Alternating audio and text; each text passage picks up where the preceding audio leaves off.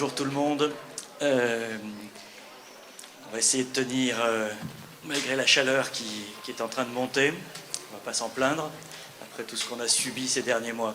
Bienvenue à ce débat sur photo et identité. Alors quand on tape sur un moteur de recherche Google les mots photo et identité, on a évidemment la photo d'identité administrative qui sort, mais ce n'est pas de ça dont on va parler aujourd'hui, même si ce genre est important et a aussi donné lieu à des œuvres d'art.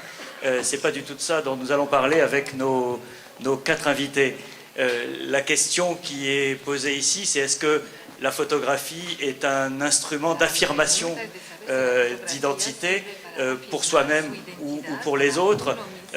Est-ce que la photo fait partie d'un processus analytique? Pour en parler, pour poser toutes ces questions, c'est un sujet évidemment trop vaste pour être balayé en 1h30, mais en tout cas, avec nos quatre invités, on peut ouvrir quelques portes et explorer quelques pistes. Pour en parler, nous avons donc, je pars de gauche à droite pour vous, Jean-Michel Fauquet, dont vous avez sans doute vu le travail aux ateliers, qui est donc un artiste français qui nous parle dans son œuvre des palais de mémoire, des constructions de mémoire, et qui est un artiste au registre assez foisonnant.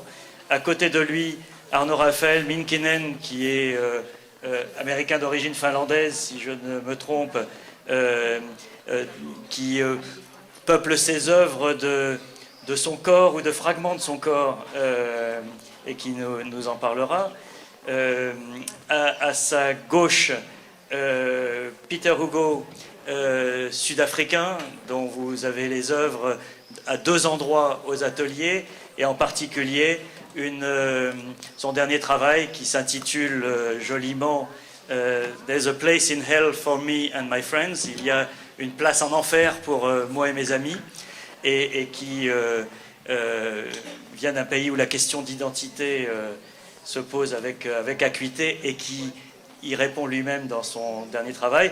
Et puis l'homme avisé avec un chapeau qui le protégera du soleil, Miguel Ángel Rojas de Colombie, qui lui présente également aux ateliers un travail déjà ancien mais extrêmement intéressant sur les lieux fréquentés par les homosexuels à Bogota, et qui nous parlera donc de cette dimension-là, de cette quête d'identité à travers sa photographie.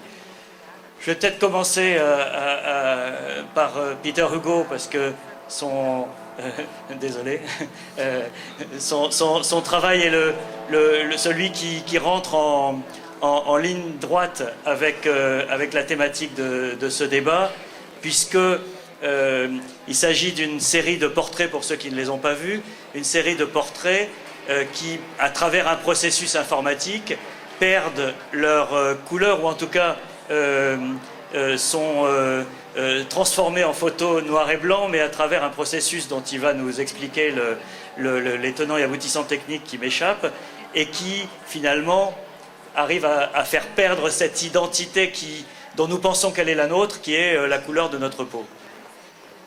Peter, comment avez-vous conçu ce projet, et on va attendre que l'hélicoptère s'en aille.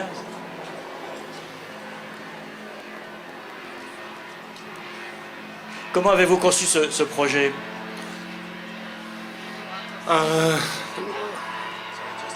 Just a second. Okay.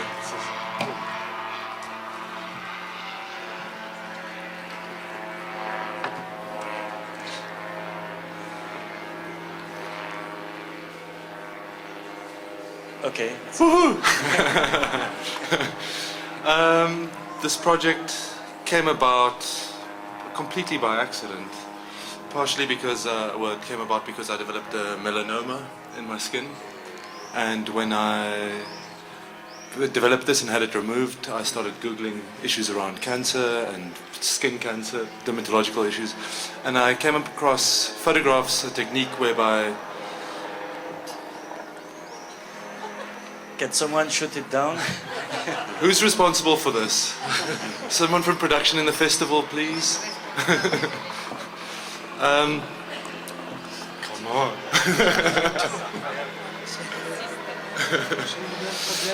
I think I'll just go on.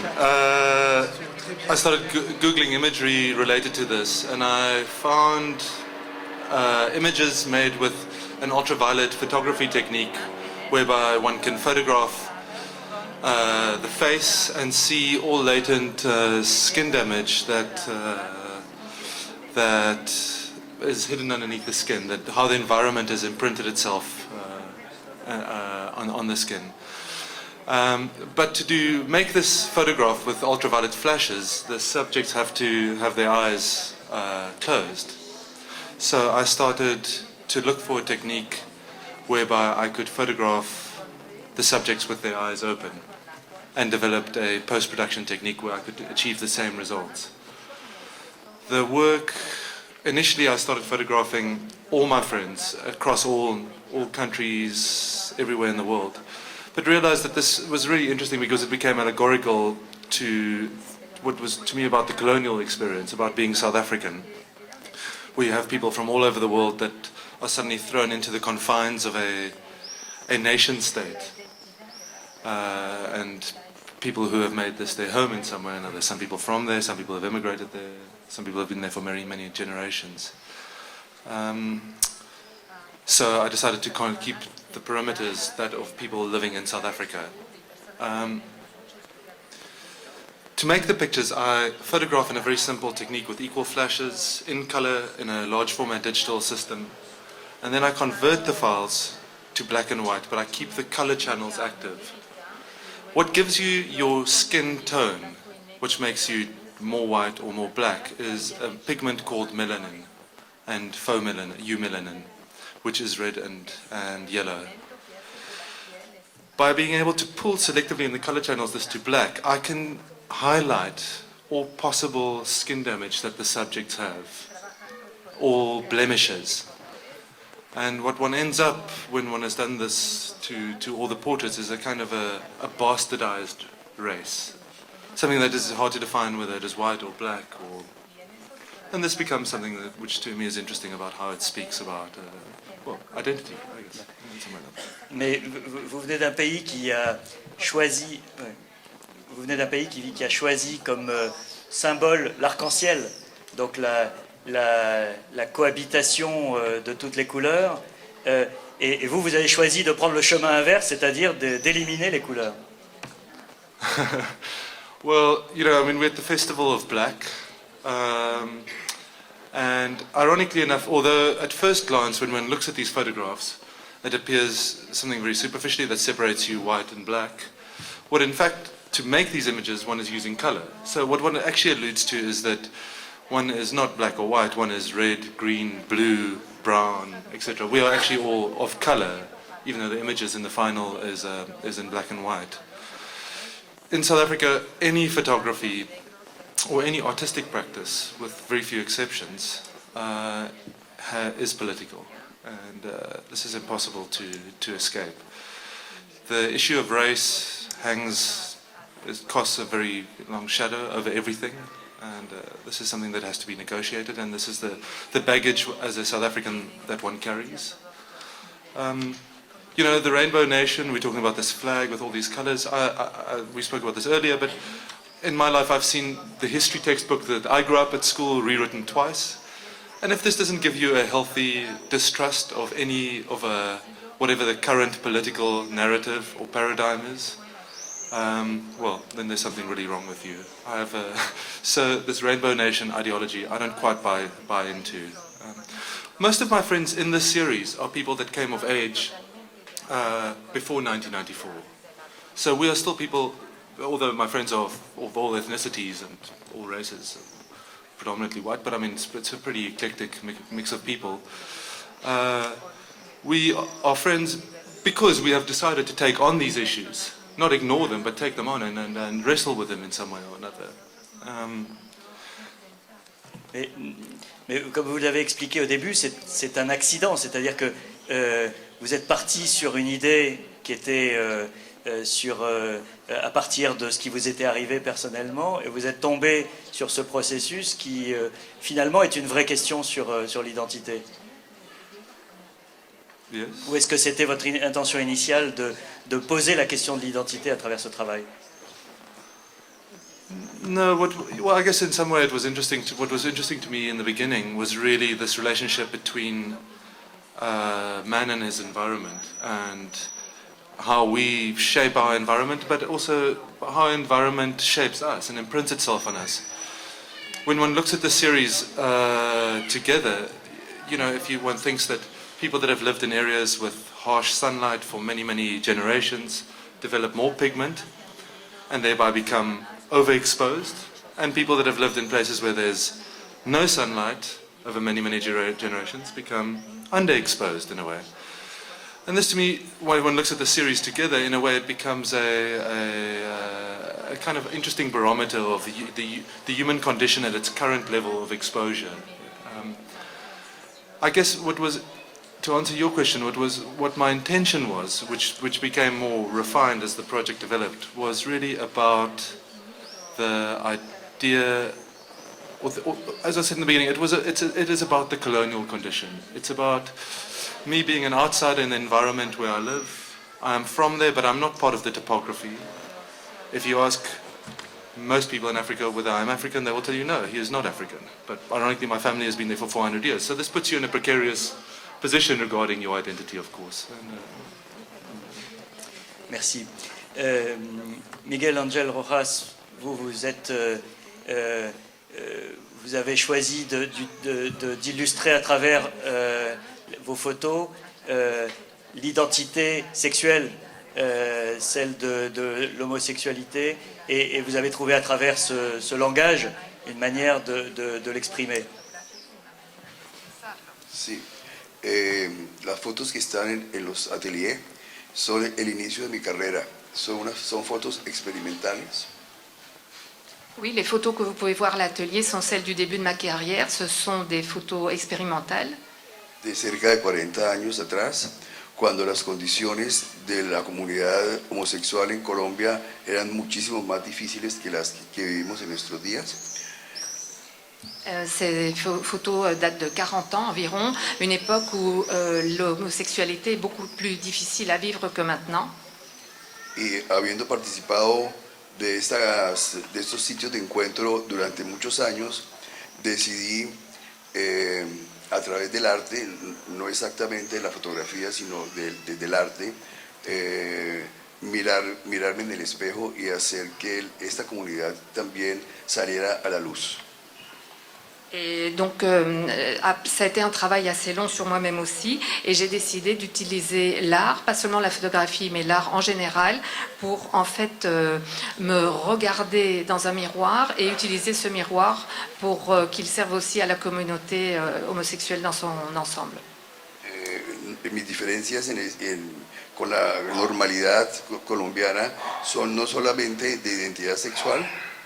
Alors, ma différence avec le reste peut-être de la population colombienne ne réside pas seulement dans mon homosexualité, sino también de emergencia social. Mis abuelos eran campesinos y también étnicas, porque soy un mestizo con un 60 o 70% de indígena.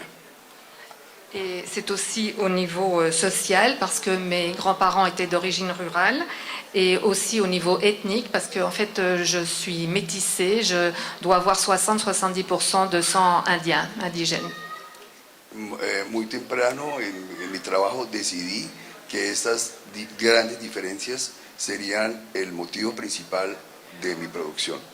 Et j'ai décidé d'utiliser justement ces différences, et que ces différences seraient l'objet de mon travail.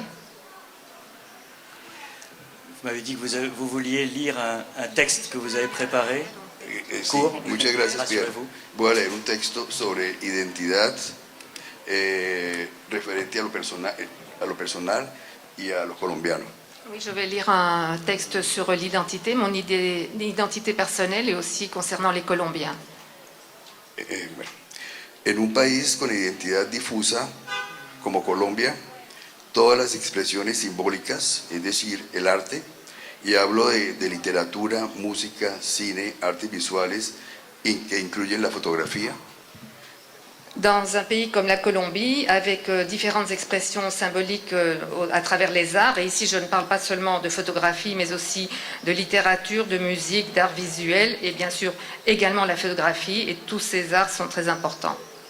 son extremadamente saludables para fijar, entre comillas, la mirada a nosotros mismos. Tous ces arts sont extrêmement importants et salutaires pour fixer, entre guillemets, fixer le regard que nous avons sur nous-mêmes.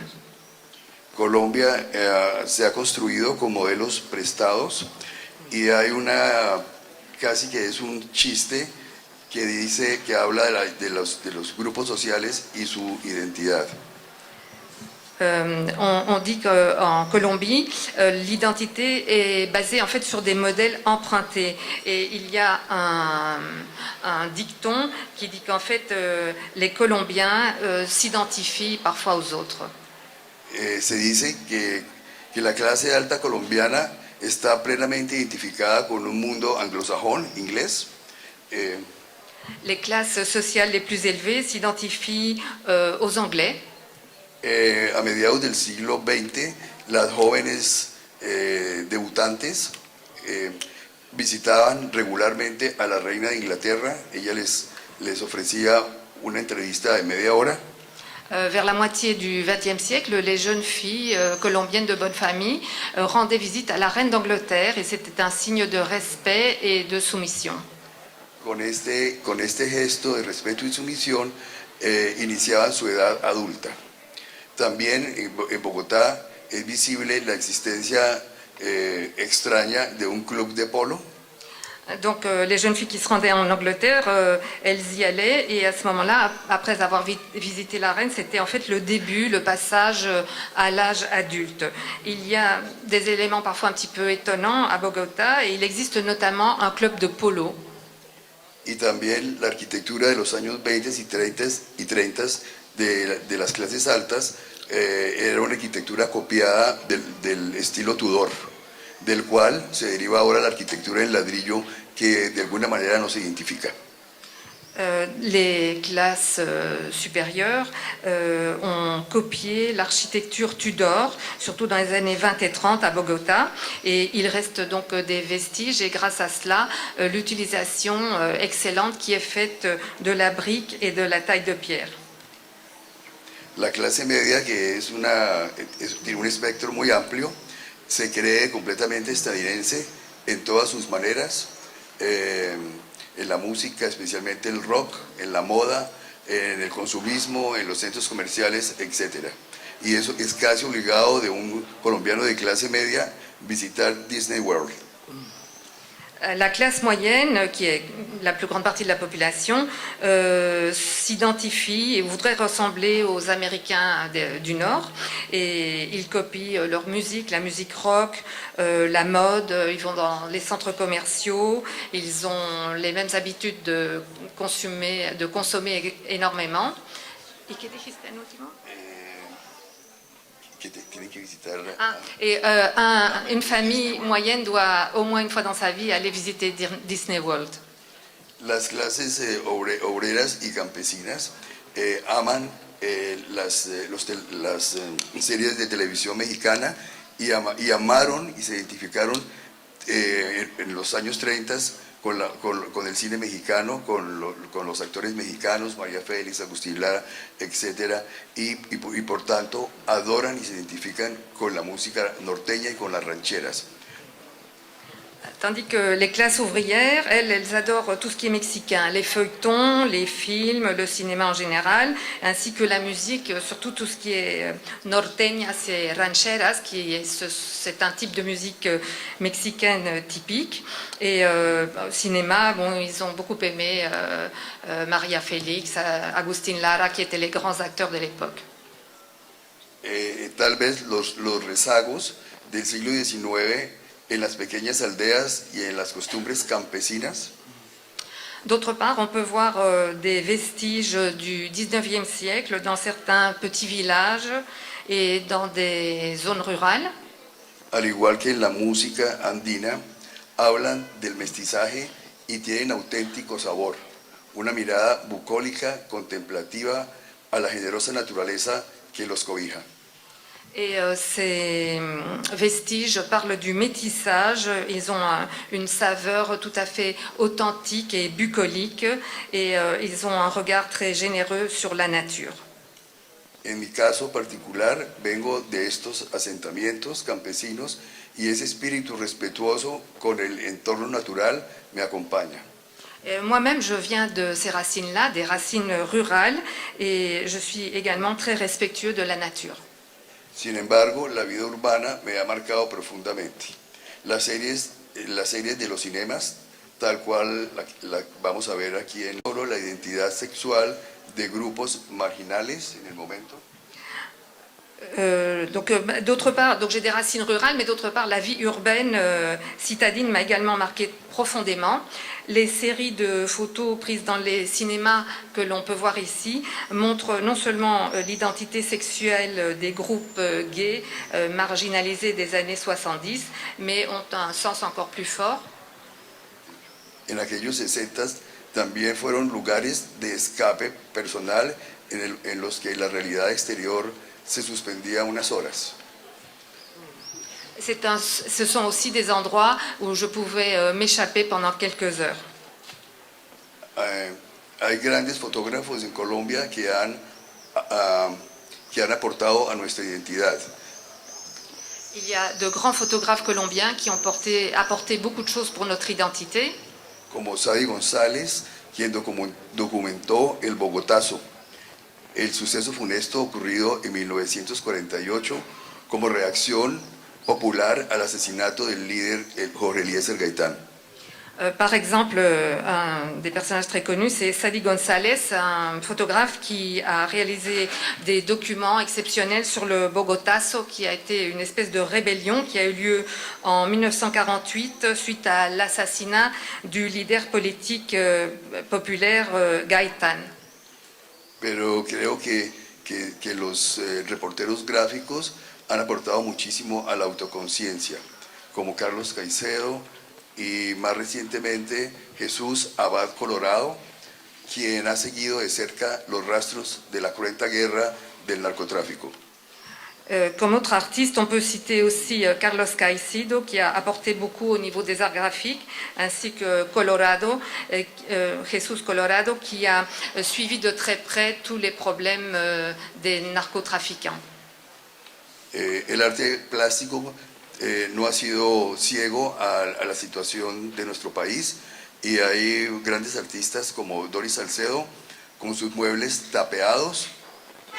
Les artistes ne sont pas restés aveugles face à la situation que subit notre pays. On peut noter notamment la participation de Doris Salcedo. Juan Manuel Echavarría con sus cantos de muerte en los que las víctimas de la guerra cantan a capela vallenatos.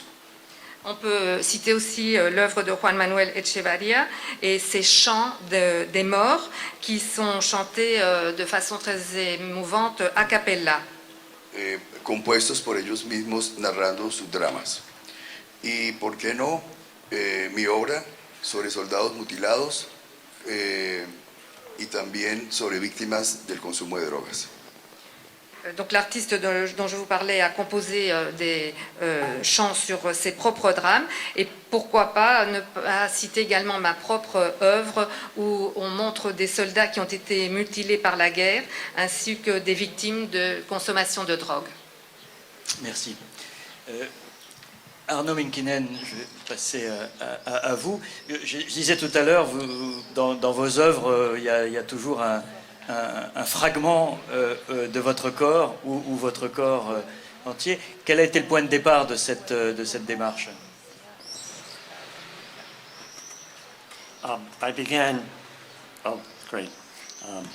I began in a kind of a mountainous landscape, and I had a mirror, and I took my clothes off in front of the mirror, and I let the camera take a picture of me. Quelle était votre idée?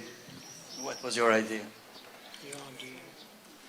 My idea was to make a contract with the camera that the camera would become the photographer and that I would become the model.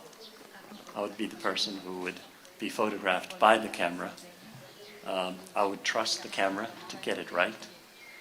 And then I would follow the camera in different parts of the world eventually, where I would make these kinds of pictures that, to answer the question of identity, perhaps we could say that our identity seen through our diversity is perhaps made more concrete by seeing our identity through nature. And let me give you an example. Imagine yourself to be a good enough swimmer to take off on a very wide open lake and decide to swim to the other side. And you start swimming, and it takes maybe an hour and a half.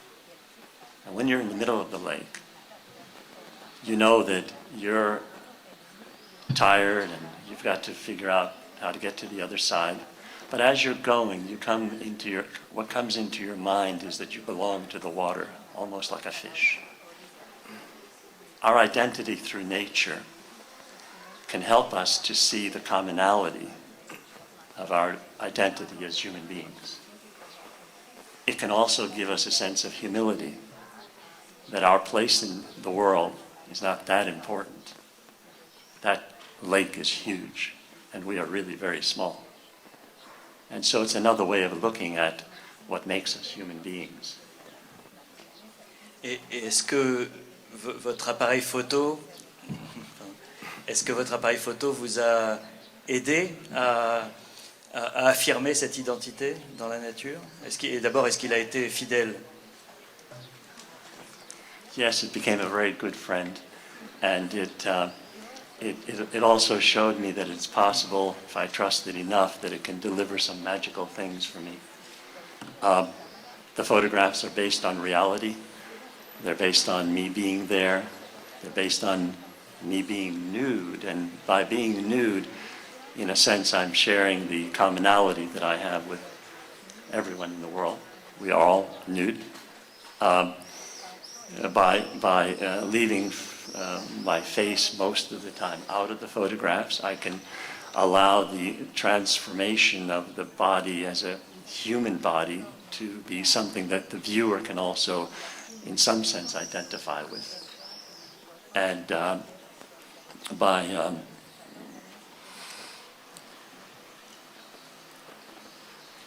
would I put it?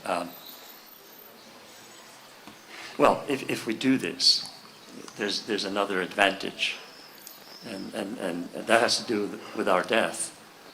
That if we can see ourselves in nature more as belonging to it, it's not so difficult to figure out that at some point you die, and you remain in nature as one part of it, and it's not so bad. Merci. Jean-Michel Fauquet, vous êtes présent donc aux ateliers avec cette installation assez foisonnante et assez formidable, basée sur la construction mentale de la mémoire, et que vous traduisez en une multitude d'objets dans laquelle la photo est finalement qu'une étape ou qu'un passage dans un processus extrêmement complexe. Est-ce que la question de l'identité joue un rôle dans cette construction? Je ne suis pas certain que ce soit une aventure mentale. Je crois que c'est plutôt... oui. Je ne suis pas certain que ça passe par effectivement une réflexion mentale. Je vois dans les énoncés précédents des aventures du regard. Je ne crois pas que d'abord que mon travail soit une aventure photographique. Je crois que, en général, quand je conclus mes déclarations, je termine en disant « je suis, je construis ». Oui, pardon. Merci. Oui, je dis « je suis, je construis » cette question, et je règle ainsi la question de l'identité.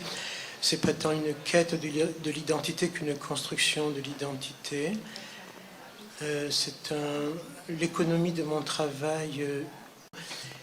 Et c'est peut-être à la lumière de ce qui se passe ces jours-ci, en écoutant les gens parler d'eux-mêmes, que finalement je me rends compte que cette construction de l'identité contribue à faire advenir l'identité des autres qui d'eux-mêmes se mettent à parler de choses et à inventer des choses dont je ne suis absolument pas responsable. Voilà.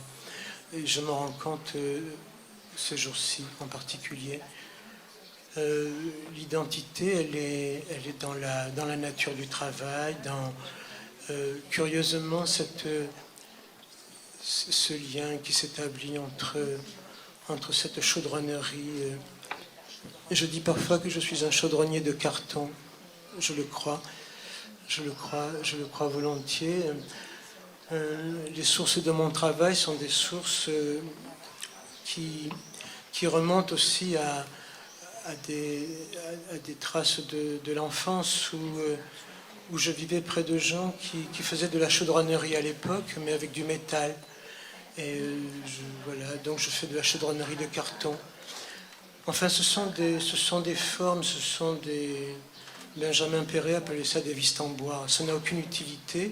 Ce sont des instruments oratoires. Ça sert à vous faire parler, surtout. Et ça marche. Oui, ça marche. Et le fait de donner des formes architecturales à la mémoire oui.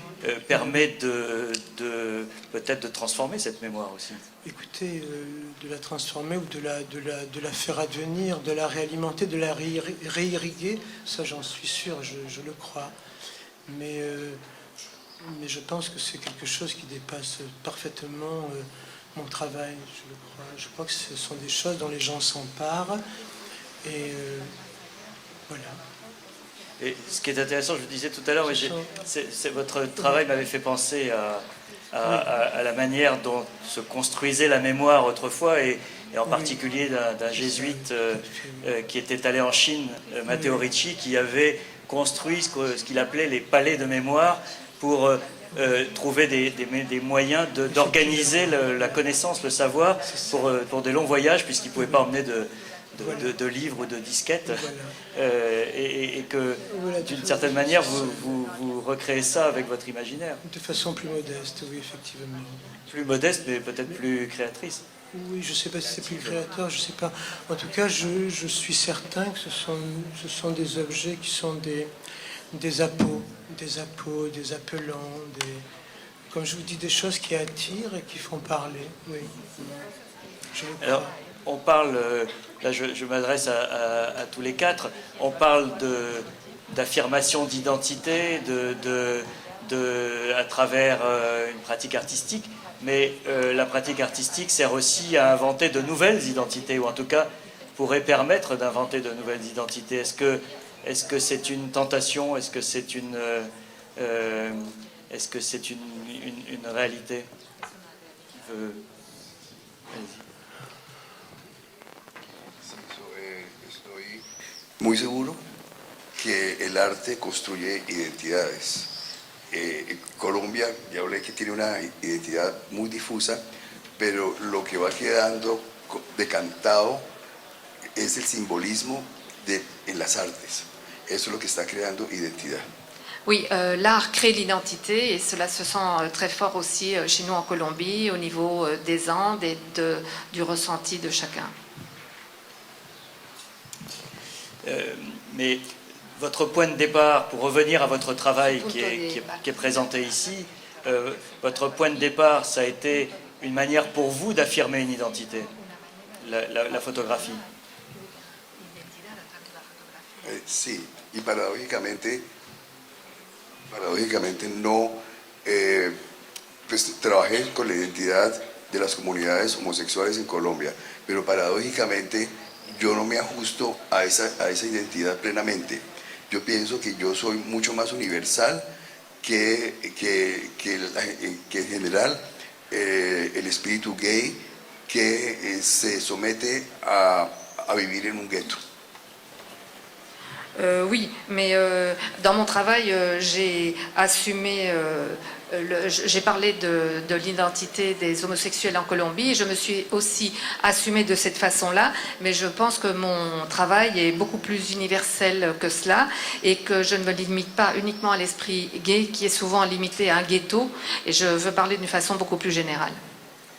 Je comprends, mais dans le point de départ, puisque c'est une exposition qui remonte à 40 ans, vous l'avez dit, est-ce que cette démarche était nécessaire par rapport à vous-même ou par rapport au monde extérieur?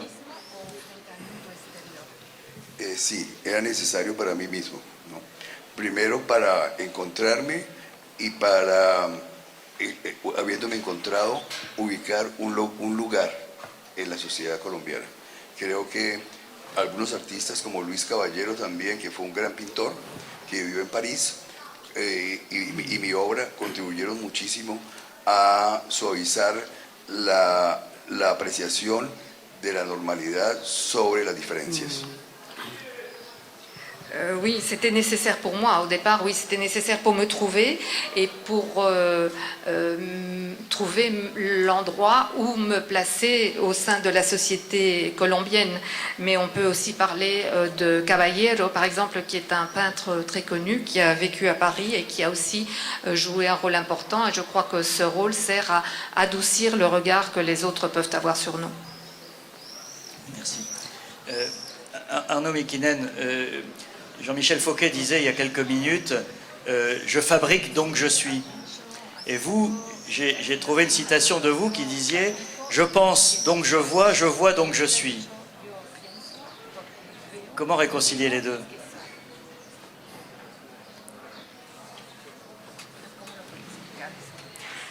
When I was a copywriter in New York, writing for commercial clients, one of them was a camera company, and I wrote a headline that said, "What happens inside your mind can happen inside a camera."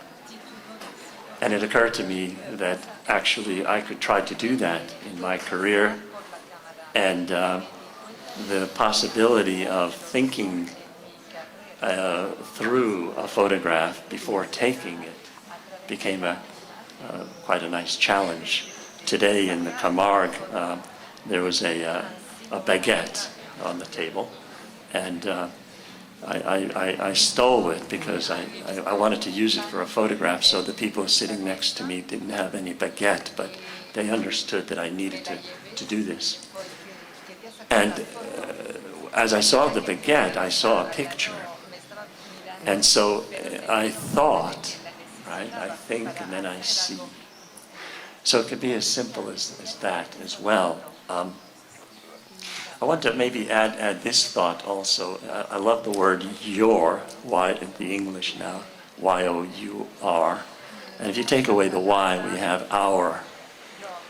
And as we decide to become artists of whatever kind, we essentially have to make a decision. Do we want to communicate with our friends and the people who know us, or is our ultimate intention to communicate with people we will never meet? And this idea of identity and how they look at what we do, and you get someone sometimes saying, "I've liked your work for years." They've seen it, right? But I didn't know that. Or they might say, "I never liked your work." But there is something about the connection between the viewer and the art maker. They never meet. And I think there's something about identity in that we transfer in some way part of our identity to the artist when we really appreciate what they're doing. And it's a great pleasure out of art making. So whether that comes around to the concept of thinking and then seeing, I'm not sure. But I think it can be for the viewer that way, that they see a work that they really admire and they begin to think. So it goes in the reverse almost. Peter Hugo, vous aviez l'un de vos travaux les plus connus, c'est L'homme au hyène, photo prise au Nigeria après un long processus. Et vous nous disiez ce matin au colloque, puisque nous étions déjà ensemble ce matin, que cette photo vous avait échappé, qu'elle avait fait le tour du monde, qu'elle était maintenant sur des vêtements de designer ou sur des t-shirts. Et cette photo, on peut passer des heures à la regarder et à se poser plein de questions. Comment vous analysez le destin d'une photo pareille? Comment vous la voyez vivre et faire comme ça le tour du monde et interpréter différemment par différents milieux?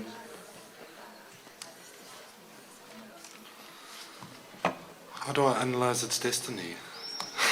That's a tough one. All I can say, really, Richard Avedon has a famous quote where he said he feels that all the portraits he's made essentially has just been portraits of himself in some way or another. And when I look at that work from that period of time, which was 8 years ago when I made it, in a way this work really reflects the psychology, or the psychological space that I was at that time. It was much more wild and without any constraints, also much more limited way of looking. And in some way you can only make work that you're capable of. So in this way, yes, this work, all the work one does make in some way is a collective self-portrait eventually. I don't know if that answers your question. But ça ne répond pas à ma question. Les gens, je me souviens, on pouvait voir des gens s'arrêter devant vos photos et se demander qui vous étiez, parce que cette photo était tellement frappante qu'on avait une curiosité à savoir quel était le personnage capable de se confronter à cette réalité-là. I mean, I think that's interesting. And still to this day, whenever I meet people, invariably 9 out of 10 times the response is like, "Oh, you look so different to what I thought you would look." Always. I don't know if that's always a good thing, but That's because you left your hyena at the hotel.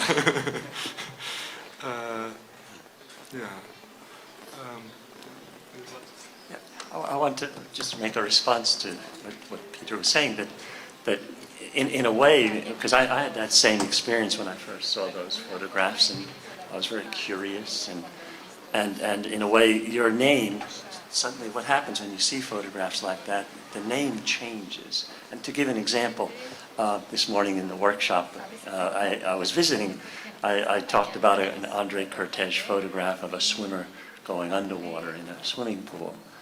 And when I see the name André Cortege, I think about that picture, or I think about Chez Mondrian, or I think about the fork or the glasses and the pipe.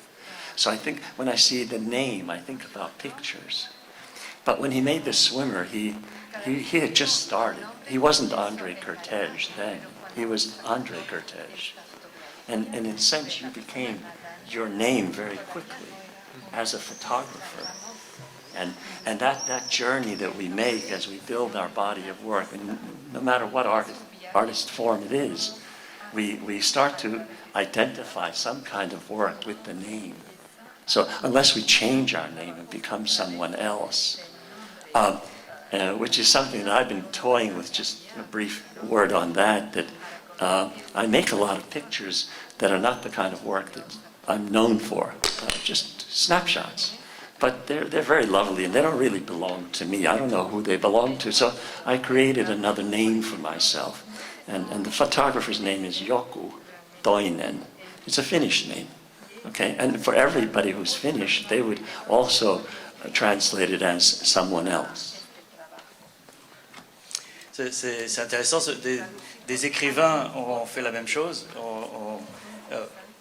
Des écrivains ont fait la même chose et ont écrit sous d'autres noms, en s'inventant donc d'autres identités. It is interesting that, and it is something. Yesterday, I actually had a conversation with a few photographers about the constraints of having this type of identity, that if you suddenly want to switch into another direction, and what a total flop it would be. It would, and how it would be interesting to be able to reinvent yourself as an artist under another name or as whatever practice it might be. But I think that's the nature of identity, is that it changes. Normal identity changes. It changes because your environment changes, your body changes, and thereby your way of interacting with the world is going to change, and your experience, the way it comes into you, is going to change. I have a question for Mr. Rojas over here. You know, if one thinks of the changing face of the homosexual identity, for instance, how it's become much more mainstream. If one thinks back towards the 70s and 60s, or 50s even, homosexual identity was very much associated with the outsider, something that was, and took pride in this being an outsider. How does he feel about this shift towards this, where it's becoming much more mainstream, much more almost middle class in its projection?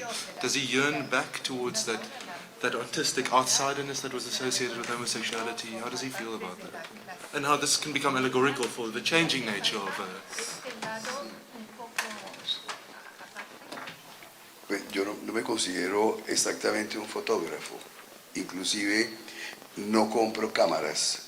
Yo contrato fotógrafos cuando tengo una idea. Yo soy más un artista conceptual que trabaja a partir de ideas, y he trabajado muchísimos medios que son una consecuencia de la expresión de esas ideas. Oui, en fait, moi, je ne me considère pas vraiment comme un photographe, je suis un artiste. D'ailleurs, je n'achète pas d'appareil photographique, et je suis un artiste qui a des idées, et parfois, je passe même des contrats avec des personnes pour leur demander de faire certaines photos. Si algo hice a favor de la aceptación de las comunidades gay, es para mí muy satisfactorio. Si j'ai pu contribuer à l'acceptation de la communauté gay, eh bien, j'en suis très satisfait. Pero en un país como Colombia, con una realidad tan compleja, es difícil, primero, ser un artista dedicado únicamente a un medio particular y a un tema también particular. En Colombie, c'est un pays, et cette réalité fait qu'il est aussi difficile d'être un artiste et de s'attacher à une réalité particulière. Sí, afortunadamente existe esa pluralidad en Colombia de poder hablar del país, del tiempo, de crear identidad, de analizar la historia, de ver las relaciones entre el primer mundo y el tercer mundo, como estoy haciendo últimamente a través de la guerra del narcotráfico. Heureusement, on peut analyser la pluralité de la Colombie à travers l'identité, faire une analyse historique ou parler du premier monde et du tiers-monde face à la situation de la drogue également. Y por supuesto la imagen para mí es muy importante, pero también es importante las lecciones que hemos aprendido, por ejemplo, de Joseph Beuys. Por ejemplo. Las lecciones que hemos aprendido de Joseph Beuys. Ah oui, donc tout cela est très, très important, et y compris les leçons que l'on a pu tirer de Joseph Beuys. Entonces escogí unos materiales simbólicos reales como la hoja de coca y billetes de $1, y con estos he hecho unos collages que hablan de ese tráfico insano entre el primero y tercer mundo. Por ejemplo, j'ai choisi des différents matériaux, par exemple la feuille de coca et un billet de $, et de là j'ai tiré un parallèle entre le premier monde et le tiers-monde. Por ejemplo, hay un díptico que se ha vuelto muy conocido, que es el nombre New York, el nombre de la ciudad, escrito en recortes de hoja de coca, y el nombre de Medellín como punto de partida de ese tráfico en recortes de $. Il y a un collage, un diptyque qui est assez connu et qui a été fait, il s'agit du nom de la ville de New York, et cela a été fait avec un collage de feuilles de coca. That's not quite the question. I asked. ¿No era la pregunta? Bueno, I was asking you gracias. about loss of identity and the birth of a new identity, not about Colombian provincial politics.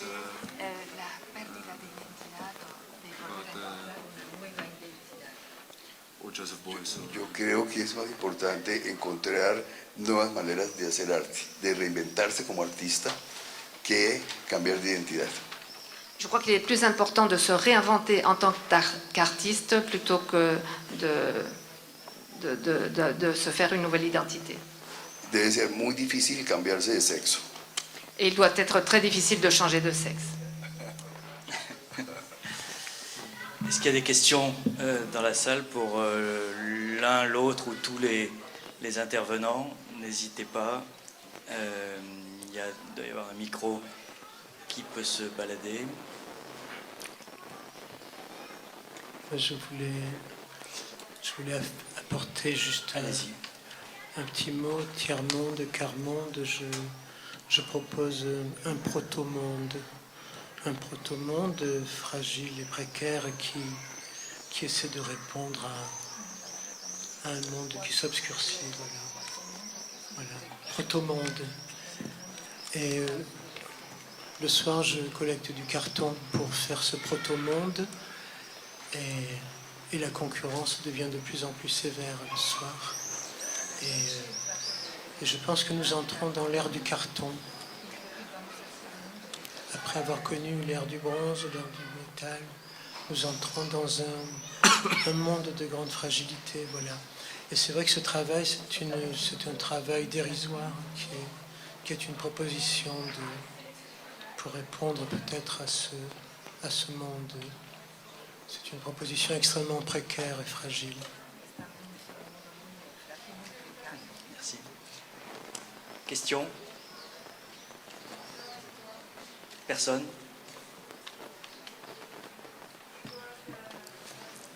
You want to say something? No, You- just you thank are- you. Merci. Merci à vous. Thank you.